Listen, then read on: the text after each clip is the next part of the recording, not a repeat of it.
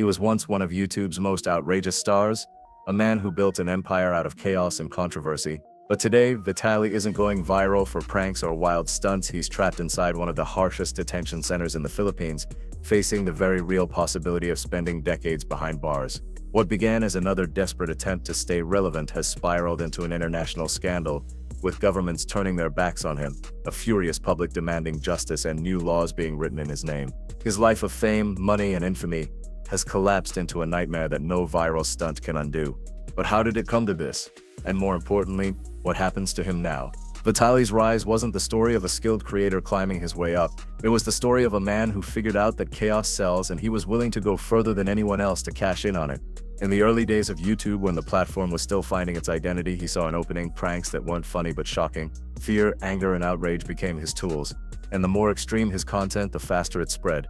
His breakout came with the infamous zombie attack prank, a video that went viral worldwide, but not because people admired it. The timing was tasteless, the reactions were real, and the outrage pushed his name into headlines.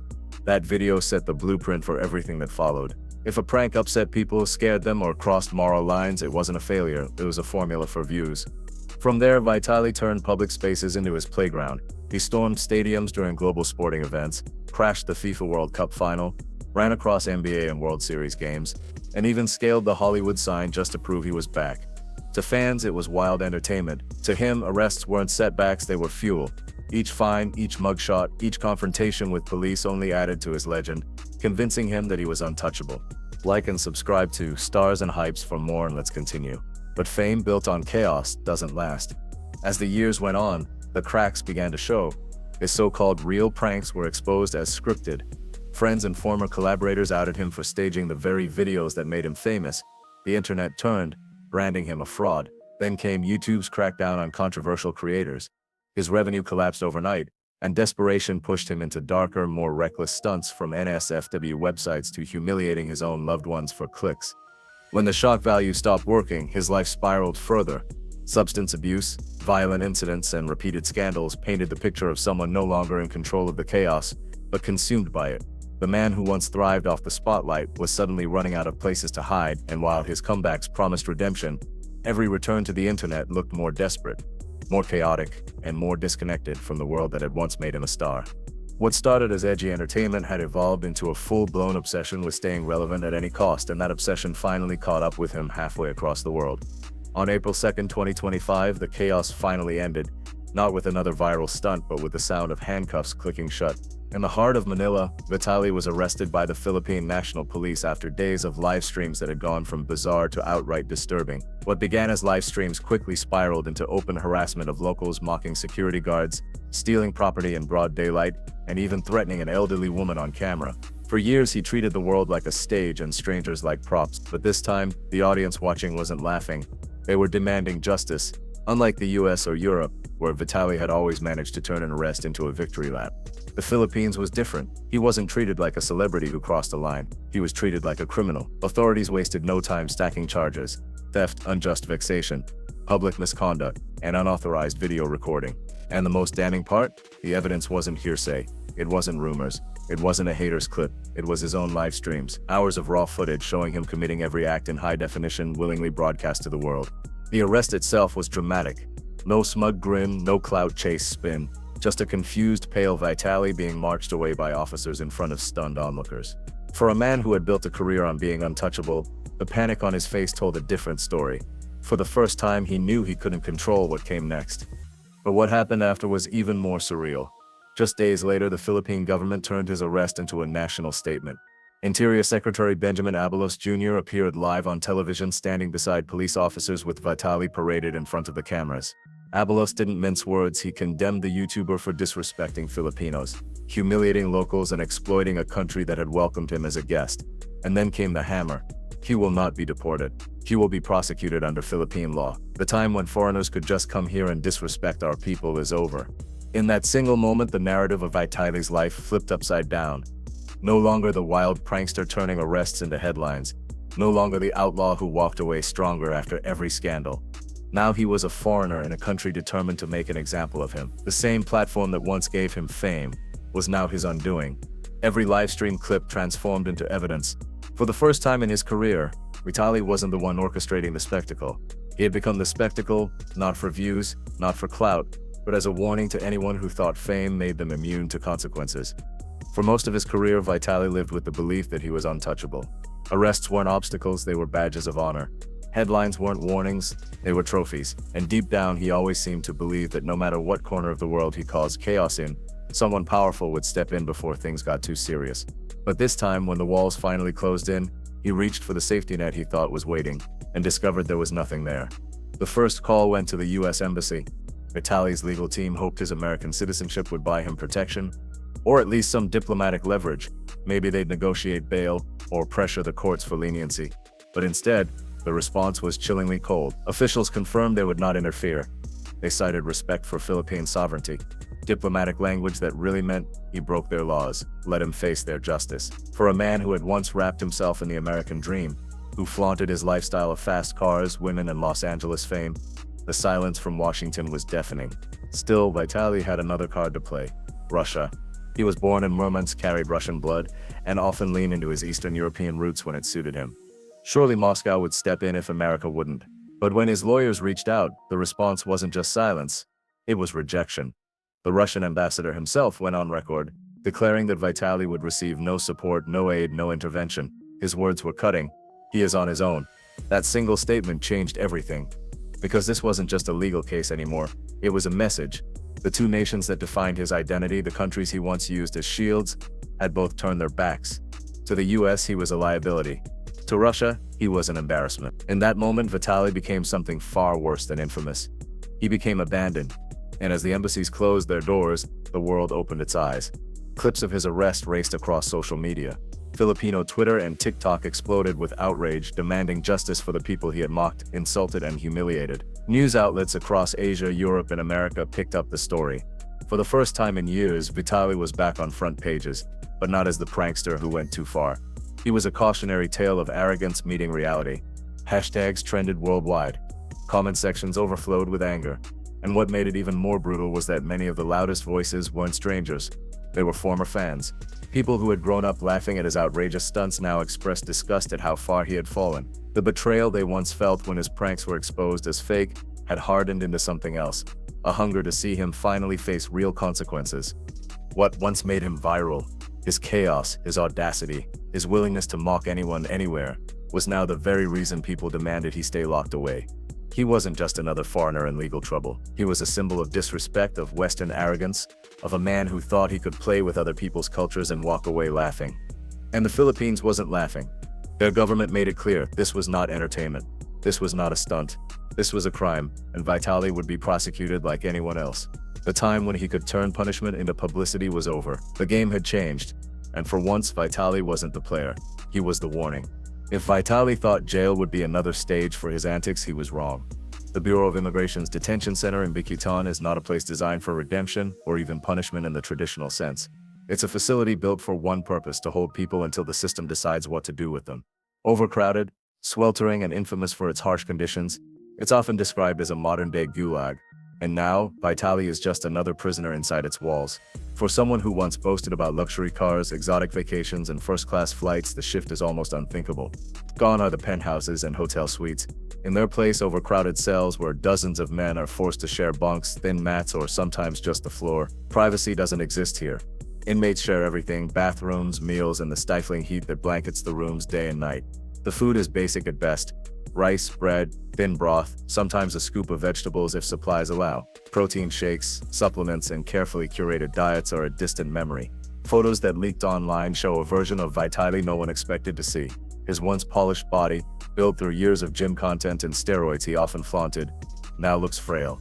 His face appears gaunt, his posture slouched, his skin pale. The cocky grin that once defined his public persona is gone, replaced by an expression of exhaustion, maybe even fear. Speculation swirls around what's happening to him physically and mentally. Some say the rapid weight loss is the result of withdrawal, not only from performance enhancers but from the adrenaline-fueled lifestyle that defined him for over a decade. Others believe it's the psychological collapse of someone who spent years measuring his value through clicks, views, and applause, only to have all of it ripped away overnight. For a man addicted to attention, silence can be a harsher punishment than any cell. Inside Bikutan, there are no cameras to reframe the narrative. No second takes, no edits, no chance to spin a disaster into a comeback. Vitali isn't the star anymore. He isn't even a creator. He's just another detainee waiting for a slow, uncertain legal process to decide his fate. And unlike his stunts in the past, there's nothing glamorous about it. No brand deals, no headlines boosting his career. Just the daily grind of surviving on stale bread and overcrowded bunks. The irony is brutal. For years, Vitali thrived on humiliating others. Strangers he scared, fans he tricked, even family members he used for stunts. Now humiliation is his reality. Every leaked image, every report about his frail condition spreads online, not as entertainment but as proof of how far he's fallen. His downfall isn't a private shame, it's public spectacle, and this time, he has no control over it. For Vitali, the walls of Bikutan are only the beginning. The true weight of his downfall isn't just the cell he's trapped in, it's the mountain of legal trouble stacked against him, and the crushing reality that he might not escape it for decades. Authorities in the Philippines didn't just hit him with a single charge. They stacked multiple counts: theft, unjust vexation, public misconduct, and unauthorized video recording. Each one serious on its own, but combined, they paint a damning picture. And at the center of it all lies the most dangerous accusation: attempted grand theft of a motorcycle. That single charge alone carries a possible 20-year prison sentence under Philippine law. Add in the other offenses, and legal experts warn that if convicted on all counts, Vitali could be looking at up to 24 years behind bars. But here's the kicker: even if the courts don't hand down the maximum penalty, his nightmare doesn't end quickly. The Philippine legal system is notoriously slow. Court dockets are overloaded, cases drag on for years, and even scheduling a trial date can take months. Secretary Abalos himself admitted publicly that Vitali could remain in detention for 2 to 3 years, just waiting for trial, not serving a sentence, not convicted, simply stuck in limbo.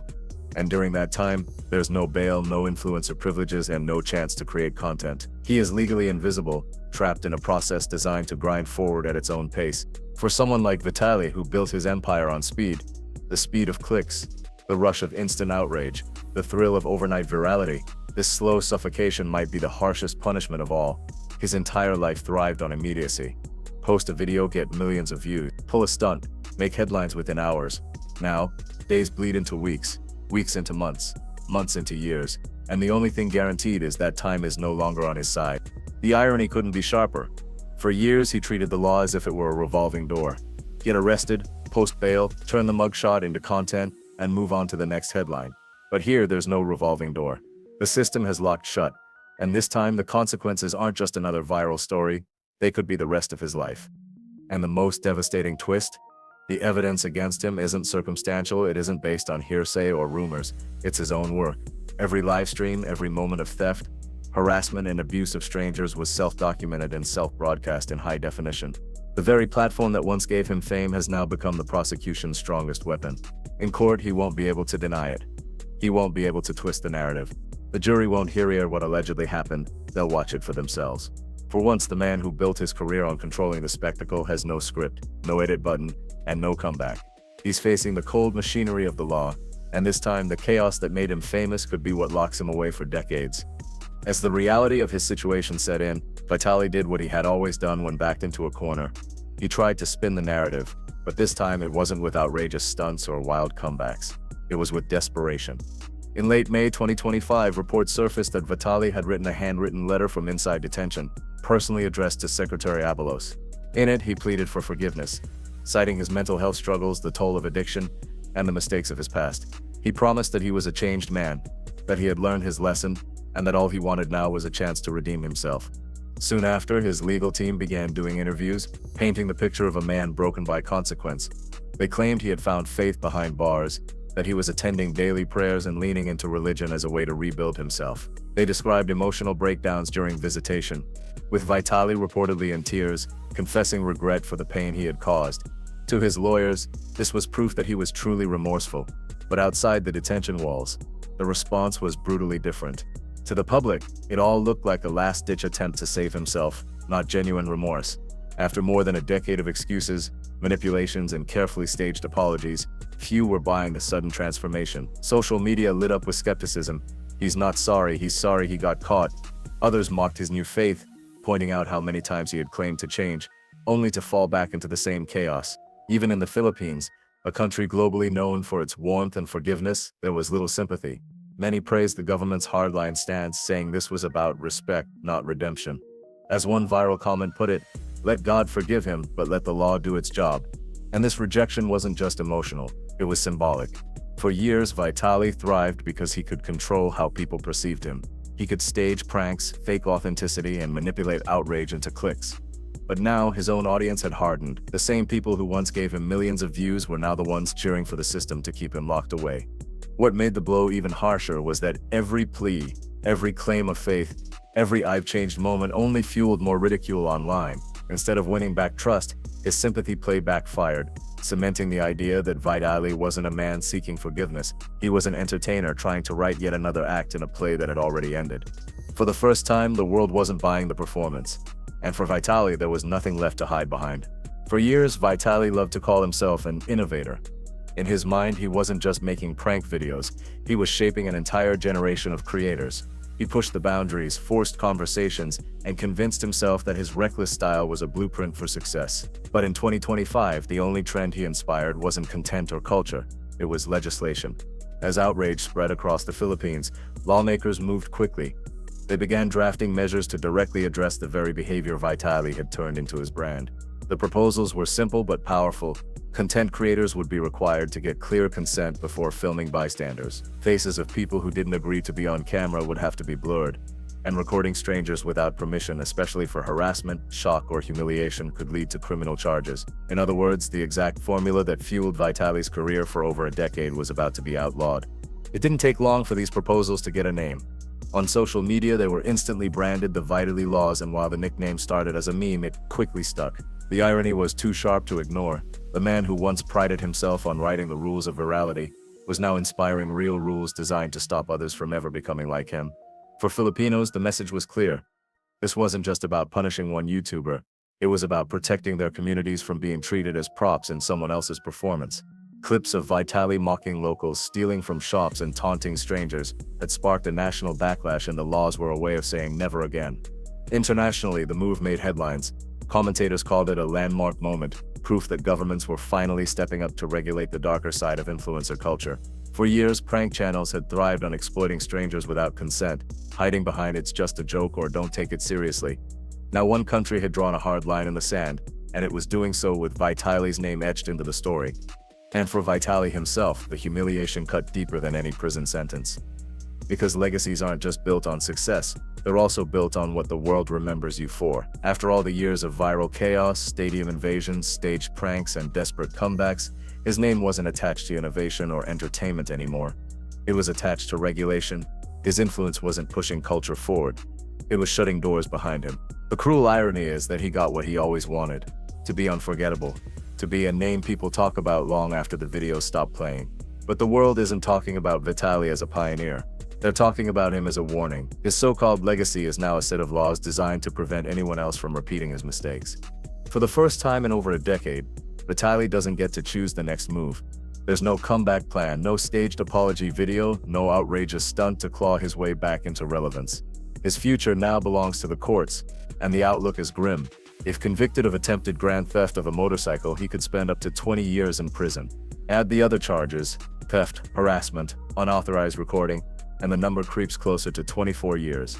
Even if he somehow avoids the maximum penalty, the punishment won't be light. In the Philippines, courts are deliberate and slow with massive backlogs. Experts warn it could take 2 to 3 years just to reach trial. That means Vitali could sit in Bikutan detention, with no bail, no privileges, no certainty, for years, simply waiting for his day in court. And what happens if he serves real time? He'll be locked away in a country far from home, stripped of the fame, wealth, and arrogance that once defined him. For a man who thrived on being in control of the narrative, the very idea of disappearing from the internet for years is its own kind of sentence. The longer he sits in silence, the more his name fades from memory. By the time he gets out, if he ever does, the world may have completely moved on. Some believe he'll lean into religion and try to rebuild himself as a changed man. Others think he'll double down on chaos if he ever gets another chance, because that cycle of self-destruction has defined him for so long. But the truth is, there may not be another chance. Without US or Russian support, with the Philippine government determined to make an example of him, and with mountains of video evidence he provided himself, his odds of escaping this unscathed are close to zero. And that leaves the ultimate question hanging in the air. What does Vitali's downfall really mean? For creators, it's a warning. For audiences, it's a reminder. When fame becomes an addiction, when every stunt has to be bigger, louder, and riskier than the last, the end isn't just burnout, it's collapse. Vitali wanted to be unforgettable, and in a way, he got his wish, but not for the reasons he dreamed of. His story isn't remembered as the rise of a prankster who outsmarted the system. It's remembered as the slow, humiliating crash of a man who thought clicks could shield him from consequences. And now, sitting in a foreign jail with decades of his life on the line, the only thing left for him to do is wait. Wait for a trial, wait for a verdict, wait for a world that may not even care by the time he walks free. Because in the end, Vitali's biggest stunt wasn't the pranks, the streaking, or the stadium invasions. His biggest stunt was believing he could play with fire forever and never get burned. Vitali's story has unfolded like a cautionary tale written in real time. What began as internet fame built on chaos and controversy has collapsed into a nightmare that no amount of clicks can erase. For over a decade, he thrived on the belief that rules were optional, that consequences could be turned into content, and that attention, no matter how negative, was a kind of victory.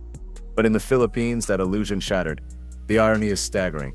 The same live streams he once relied on to feed his audience are now the evidence being used to keep him locked away. The same fans who cheered him on are now demanding accountability.